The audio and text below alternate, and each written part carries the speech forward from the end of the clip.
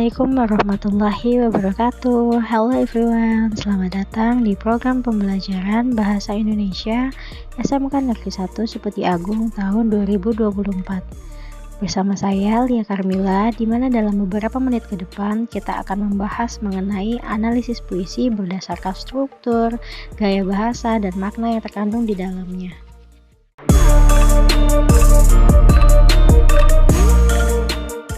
Oke, selamat datang kembali siswa-siswi Jenius SMK Negeri 1 Seperti Agung. Pada pembelajaran Bahasa Indonesia kali ini, diharapkan siswa-siswi dapat memahami dan mengidentifikasi struktur puisi seperti bait, lirik, dan tema untuk memperdalam pemahaman terhadap karya sastra. Mampu menganalisis gaya bahasa yang digunakan dalam puisi seperti metafora, simile, atau personifikasi untuk memahami ekspresi dan maksud pengarang. Dapat menggali makna yang terkandung dalam puisi baik secara eksplisit maupun implisit, sehingga dapat mengembangkan kemampuan kritis dan interpretatif dalam membaca karya sastra. Mari kita mulai dengan pengertian puisi terlebih dahulu. Puisi adalah bentuk karya sastra yang mengutamakan keindahan bahasa, ritme, dan makna yang mendalam. Puisi seringkali menggunakan kata-kata yang padat dan penuh makna untuk menyampaikan perasaan dan pikiran pengarang. Sedangkan struktur puisi terdiri dari berbagai elemen yang membentuk kesatuan yang indah. Pertama, terdapat bait. Bait merupakan kumpulan beberapa lirik yang membentuk satu kesatuan dalam puisi. Contoh, satu bait terdiri dari 4 lirik. Yang kedua ada lirik. Satu baris dalam puisi yang terdiri dari kata-kata yang tersusun secara estetis. Contoh, angin malam berbisik lembut. Yang ketiga ada tema.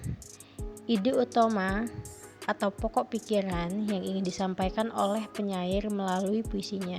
Contoh, tema cinta, alam, kehidupan, dan kematian.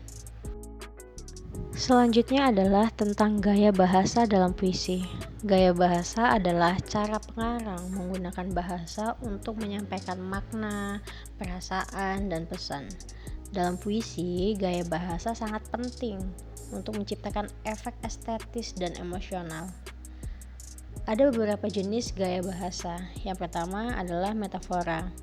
Metafora adalah perbandingan langsung antara dua hal yang berbeda tanpa menggunakan kata penghubung.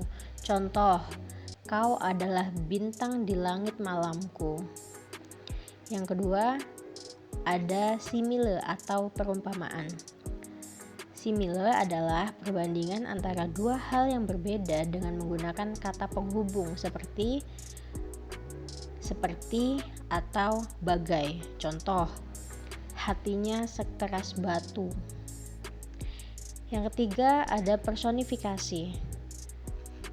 Personifikasi adalah pemberian sifat manusia kepada benda mati atau konsep abstrak. Contoh, angin malam berbisik lembut.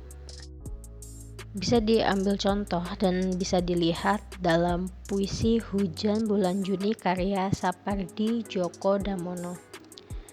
Tak ada yang lebih tabah dari hujan bulan Juni. Dirahasiakannya rintik rindunya kepada pohon berbunga itu. Dalam bait tersebut terdapat metafora pada rintik rindunya. Hujan digambarkan memiliki rasa rindu dalam puisi tersebut. Ada juga personifikasi. Dirahasiakannya rintik rindunya. Hujan diberi sifat manusia yang bisa merahasiakan sesuatu. Oke, selanjutnya ayo kita menggali makna dalam puisi. Makna secara eksplisit adalah makna yang dinyatakan secara langsung dan jelas dalam puisi. Contoh, aku ingin hidup 1000 tahun lagi, menyatakan keinginan untuk hidup lebih lama. Adapun makna secara implisit adalah makna yang tersembunyi atau tersirat, memerlukan interpretasi lebih mendalam untuk memahaminya. Contoh, hujan bulan Juni bisa diartikan sebagai kesedihan atau kerinduan yang tersembunyi. Dengan memahami struktur puisi, menganalisis gaya bahasa, dan menggali makna yang terkandung dalam puisi, kita dapat memperdalam apresiasi dan pemahaman terhadap karya sastra. Hal ini membantu dalam memahami puisi secara teknis, serta mengembangkan kemampuan kritis dan interpretatif dalam membaca karya sastra.